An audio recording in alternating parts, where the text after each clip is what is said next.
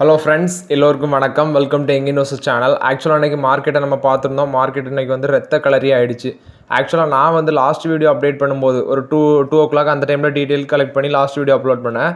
அப்போ வரைக்கும் பார்த்தீங்கன்னா சென்செக்ஸ் 700 பாயிண்ட்ஸ் நெகட்டிவில் ட்ரேட் ஆகிட்டு இருந்துச்சு.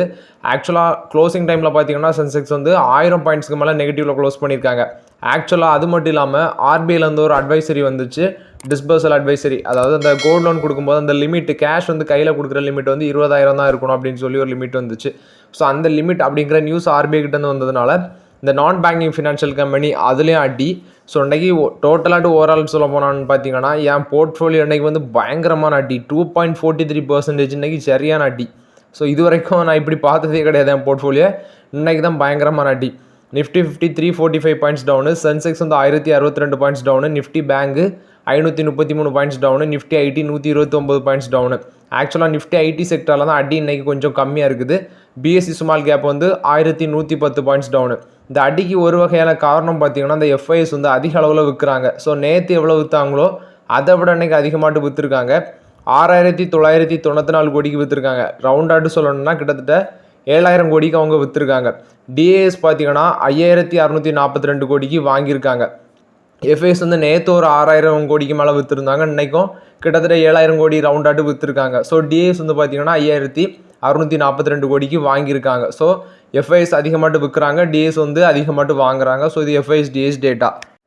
ஆக்சுவலாக அன்றைக்கி ரெண்டு முக்கியமான கம்பெனிஸ் ரிசல்ட்ஸ் அனௌன்ஸ் பண்ணியிருந்தாங்க. ஃபஸ்ட்டு பார்த்தீங்கன்னா பிபிசிஎல். இவங்களோட ரிசல்ட்ஸ் பார்த்தீங்கன்னா 30% காலி நெட் ப்ராஃபிட்.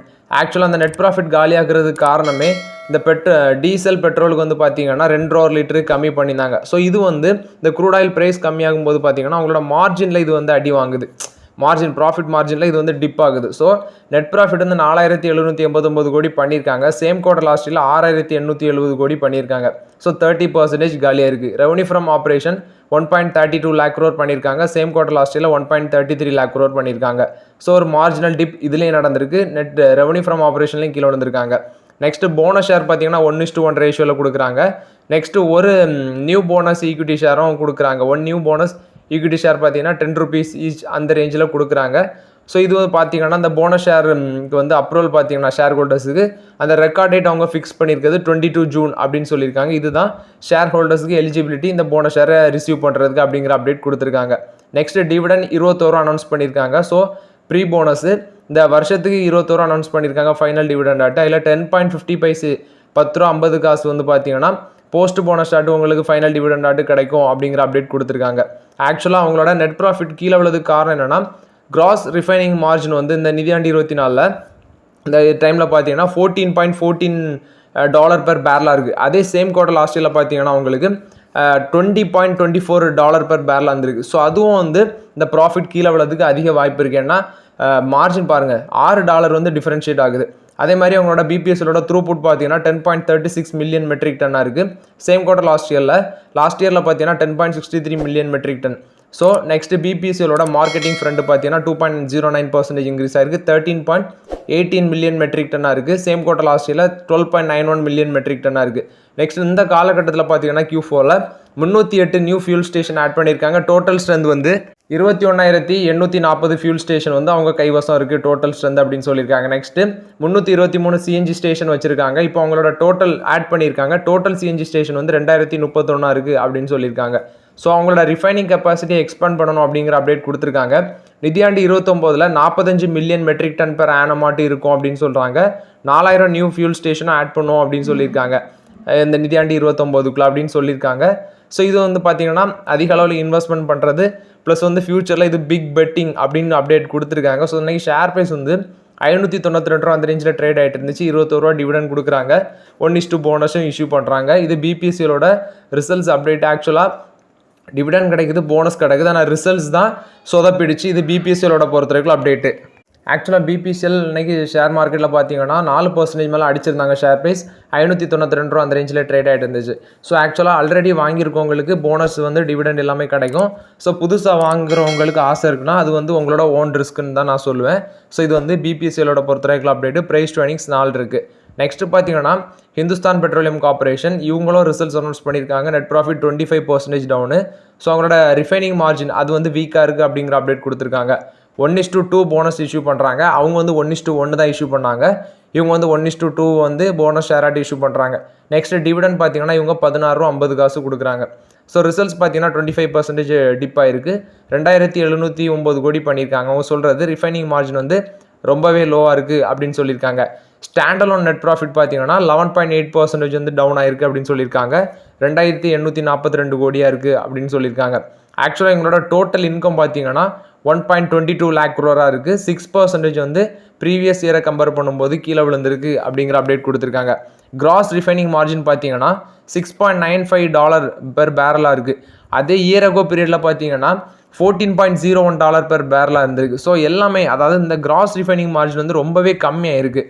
ஸோ அதுதான் பார்த்தீங்கன்னா இவங்களோட அந்த ப்ராஃபிட்டில் அடி வாங்குறதுக்கு முக்கியமான காரணம். அது மட்டும் இல்லாமல் இந்த ஜிஆர்எம் பார்த்தீங்கன்னா ஆவரேஜ் ஜிஆர்எம் வந்து நிதியாண்டு 24 வந்து $9.08 பெர் பேரலாக இருக்குது. அதே நிதியாண்டு 23 பார்த்தீங்கன்னா $12.09 பெர் பேரலாட்டு இருந்திருக்கு. அதாவது 1:2 போனஸ் ஷேர்னு சொல்லியிருக்காங்க. ஆக்சுவலாக நீங்கள் வந்து 2 ஷேர் வச்சுருந்தீங்கன்னா உங்களுக்கு ஒரு போனஸ் ஷேர் கிடைக்கும் அப்படின்னு சொல்லியிருக்காங்க. ரெக்கார்ட் டேட் பார்த்தீங்கன்னா ஜூன் 21 அப்படிங்கிற அப்டேட் கொடுத்துருக்காங்க. இந்த போனஸ் ஷேர் டிவிடெண்டுக்கு ரெக்கார்ட் டேட் ஜூன் 21 அப்படின்னு சொல்லியிருக்காங்க. ஸ்டாண்டலோன் பேசிஸில் பார்த்தீங்கன்னா டோட்டல் இன்கம் வந்து 0.9% கீழே விழுந்திருக்கு. அதாவது ஒரு நிதியாண்டு 24 ஃபுல்லாக பார்த்தீங்கன்னா 4.64 lakh crore பண்ணியிருக்காங்க. அதே இது நெட் ப்ராஃபிட் வந்து 14,694 கோடி பண்ணியிருக்காங்க. ஸோ இது வந்து ஹையஸ்ட் எவர் அப்படின்னு சொல்லியிருக்காங்க நெட் ப்ராஃபிட்டை. அதே ஸ்டாண்டலோன் பார்த்தீங்கன்னா நெட் லாஸ் தான் ஃபேஸ் பண்ணியிருக்காங்க. ஆக்சுவலாக நிதியாண்டு 23 நெட் லாஸ் தான் 8,974 கோடி.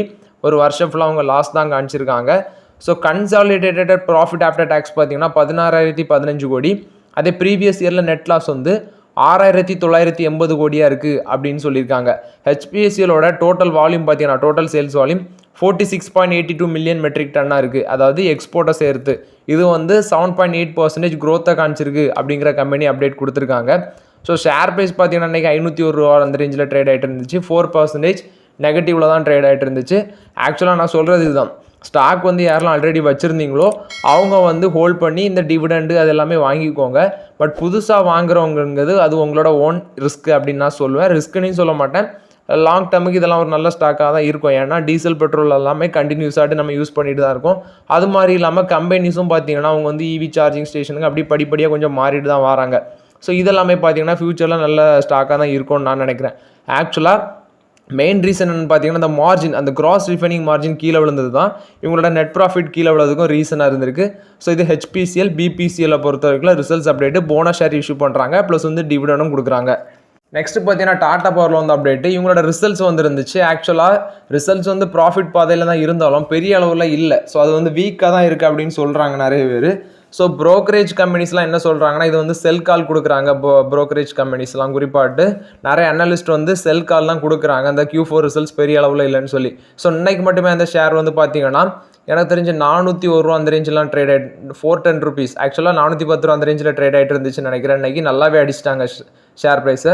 மேபி அது வந்து 400 கட் பண்ணி நாளைக்கெல்லாம் 300-390 அந்த ரேஞ்செலாம் வந்துடும் நினைக்கிறேன் ஒரு சில வீக்கில். மேபி அதில் வந்து கிராஷ் நடக்க அதிக வாய்ப்பு இருக்குது. ஏன்னா அது கண்டினியூஸாகிட்டு கொஞ்ச நாளே அந்த ஷேர் வந்து மேலே தான் போய்ட்டு இருந்துச்சு. ஸோ இது வந்து ₹450 போகும்போது நம்ம ஒரு ப்ராஃபிட் புக் பண்ணிக்கலாம். பயம் இருக்கிறவங்க, லாங் டேர்ம் ஹோல்ட் பண்ணுறவங்க அதை தாராளமாக ஹோல்ட் பண்ணலாம். இது டாட்டா பவரை பொறுத்தவரைக்கும் அப்டேட்டு நிறைய அனலிஸ்ட் வந்து செல் ரேட்டிங் கொடுக்குறாங்க.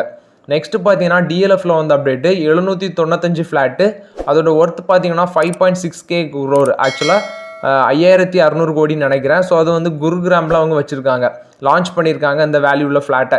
ஸோ அதை பார்த்தீங்கன்னா 3 நாளில் இந்த டிஎல்எஃப் வந்து விற்று தீர்த்திருக்காங்க. ஆக்சுவலாக 795 ஃப்ளாட்டு 5,600 கோடி வேல்யூ குருகிராமில் லான்ச் பண்ணி 3 நாளே இதை விற்றுருக்காங்க. இது வந்து டிஎல்எஃப்ஐ பொறுத்த வரைக்கும் பாசிட்டிவ் அப்டேட்டு. 5,590 கோடி 3 நாளில் விற்றுருக்காங்க அந்த ப்ராஜெக்டை. 12.57 ஏக்கரு, 795 அப்பார்ட்மெண்ட்டு. ஆக்சுவலாக பாருங்கள், ஒரு அப்பார்ட்மெண்ட் பார்த்தீங்கன்னா 7 கோடி வேல்யூ வச்சு விற்றுருக்காங்க. 3 நாள்லேயே விற்று தீர்ந்துருக்கு. இது டிஎல்எஃப்ஐ பொறுத்த வரைக்கும் அப்டேட்டு. நெக்ஸ்ட் பார்த்தீங்கன்னா State Bank of India SBI results announce பண்ணியிருக்காங்க. ப்ராஃபிட் வந்து 24% மேலே போயிருக்கு. ஆக்சுவலாக இது ஒரு ரெக்கார்ட் ஹை அப்படின்னு சொல்லலாம். பட் இன்றைக்கி அந்த ஸ்டாக் ப்ரைஸ் பார்த்தீங்கன்னா நல்லாவே போய்ட்டு இருந்துச்சுன்னா ஆக்சுவலாக அன்றைக்கி எல்லா ஸ்டாக்குமே அடிச்சிருந்தாங்க. பட் அவங்களோட ஸ்டாக் ப்ரைஸ் பாசிட்டிவில் தான் ட்ரேட் ஆகிட்டு இருந்துச்சு. ஆக்சுவலாக ரிசல்ட்ஸ் பார்த்தீங்கன்னா நெட் ப்ராஃபிட் 20,698 கோடி, சேம் குவார்ட்டர் லாஸ்ட் இயரில் 16,694 கோடி. ஆக்சுவலாக குவார்டர் ஆன் குவார்ட்டர் பேசிஸில் பாருங்கள், குவார்டர் ஆன் குவார்ட்டர் பேசிஸில் முந்தின குவார்ட்டரில் வந்து 9,163 கோடி பண்ணியிருந்தாங்க. ஸோ குவார்டர் ஆன் குவார்ட்டர் பேசிஸில் 125% வந்து க்ரோத் காமிச்சிருக்காங்க. இயர் ஆன் இயர் பேசிஸில் 24% க்ரோத் காமிச்சிருக்காங்க. இது வந்து ஆக்சுவலாக ரெக்கார்ட் ஹை அப்படின்னு சொல்கிறோம். ஆக்சுவலாக குவார்டர் அண்ட் குவார்டர் பேசிஸில் பார்க்கும்போது இது நல்லாவே நெட் ப்ராஃபிட் இன்க்ரீஸ் ஆயிருக்கு. என்டையர் ஃபினான்ஷியல் இயர் பார்த்தீங்கன்னா நெட் ப்ராஃபிட் 61,077 கோடி 21.59% இன்க்ரீஸ் ஆயிருக்கு அப்படின்னு சொல்லியிருக்காங்க. Next net interest income 3% increase ஆயிருக்கு. 41,656 கோடி வந்திருக்கு. சேம் குவார்டர் லாஸ்ட் இயரில் 40,392 கோடி பண்ணியிருக்காங்க. நெட் இன்ட்ரெஸ்ட் மார்ஜின் 3.30% ஆட் இருக்குது. இதே முந்தின குவார்டரில் 3.22%, சேம் குவார்டர் லாஸ்ட் இயரில் 3.60% ஆட் இருந்திருக்கு net interest margin.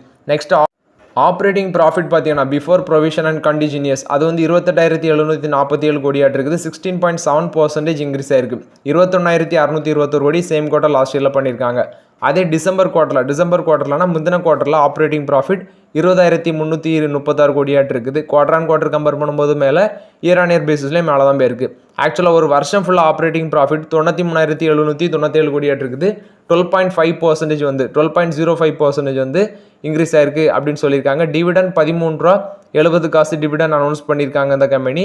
So dividend பார்த்தீங்கன்னா அவங்க வந்து வெனஸ்டே மே 22 பார்த்தீங்கன்னா ரெக்கார்ட் டேட்டை அனௌன்ஸ் பண்ணியிருக்காங்கன்னு நினைக்கிறேன். டிவிடன் பேமெண்ட் டேட் வந்து ஜூன் 5 அனௌன்ஸ் பண்ணியிருக்காங்க அப்படின்னு சொல்லியிருக்காங்க.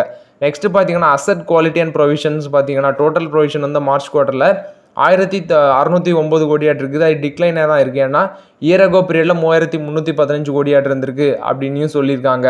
காஸ் என்பிஏ பார்த்தீங்கன்னா அது வந்து ஸ்லிப் ஆயிருக்கு அப்படின்னு சொல்கிறாங்க. 2.8% கீழே விழுந்திருக்கு. ஏன்னா இப்போ வந்து 84,276 கோடி பண்ணியிருக்காங்க. அதே முந்தின குவார்ட்டரில் 86,748 கோடி பண்ணியிருக்காங்க. சேம் குவார்ட்டர் லாஸ்ட் இயரை கம்பேர் பண்ணும்போதும் கீழே தான் விழுந்திருக்கு. 90,928 கோடி பண்ணியிருக்காங்க. ஸோ குவார்டர் ஆன் குவார்டர் பேசிஸ்லையும் கீழே விழுந்திருக்கு, இயர் ஆன் இயர் பேசிஸ்லையும் கீழே விழுந்திருக்கு. கிராஸ் என்பிஏ ரேஷியோ பார்த்தீங்கன்னா ஜிஎன்பிஏ ரேஷியோ 2.24% ஆட் இருக்குது இந்த குவார்ட்டரில். முந்தின குவார்ட்டரில் 2.4%, சேம் குவார்ட்டர் லாஸ்ட் இயரில் 2.78% இருந்திருக்கு அப்படின்னு சொல்லியிருக்காங்க.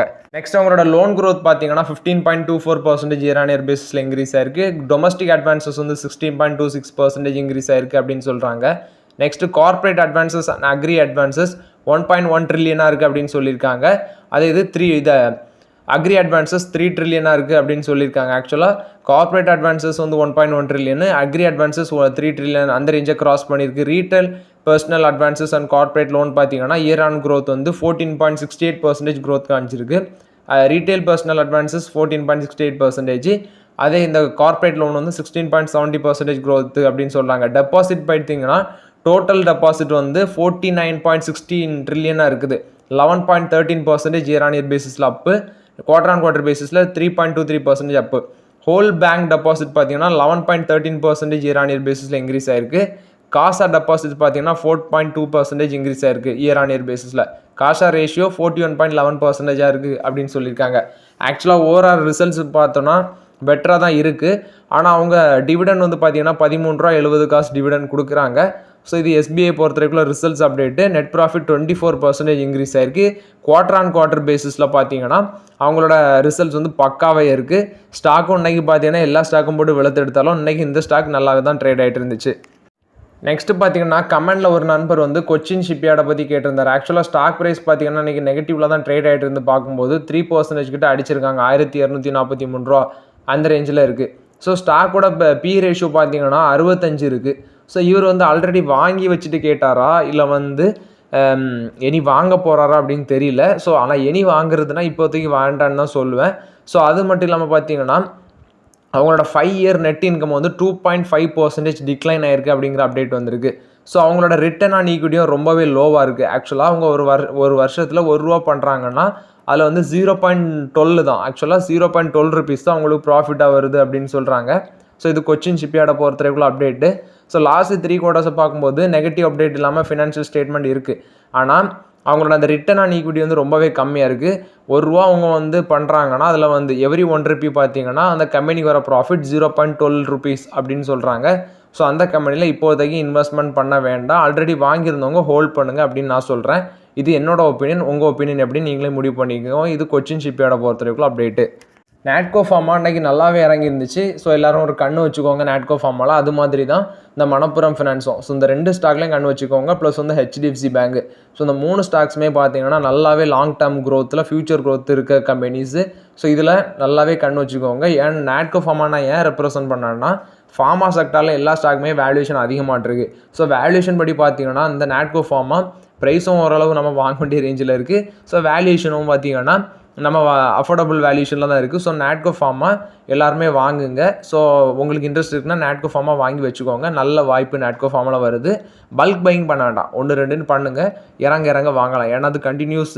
ஆக்சுவலாக 850 ரூபா அந்த ரேஞ்சில் நான் வாங்கினேன். அதுலேருந்து ஒரு ஆல் டைம் ஹை ஆட்டு 1100 அந்த ரேஞ்சுக்கு போச்சு. இப்போ வந்து மறுபடியும் படிப்படியாக இறக்கிட்டே வராங்க. ஸோ நமக்கு ஒரு 900 ரூபா கட் பண்ணி 800 ரூபா அந்த ரேஞ்சு, 890 ரூபா அந்த ரேஞ்செலாம் மறுபடியும் வந்துச்சுன்னா நல்லாவே நம்ம பை பண்ணலாம் நாட்கோ ஃபார்மெலாம். இப்போதைக்கு 1-2ன்னு வாங்குங்க. இது நாட்கோ ஃபார்மை பொறுத்த வரைக்கும் அப்டேட்டு. ஸோ ஓகே ஃப்ரெண்ட்ஸ், ஆக்சுவலாக அன்றைக்குள்ள மார்க்கெட் அப்டேட்ஸ் எல்லாமே பார்த்தோம். இந்த வீடியோ உங்களுக்கு பயனுள்ளதாக இருந்துச்சுன்னா லைக் பண்ணுங்கள், சப்ஸ்கிரைப் பண்ணுங்கள், கமெண்ட் பண்ணுங்கள். Okay friends, thank you.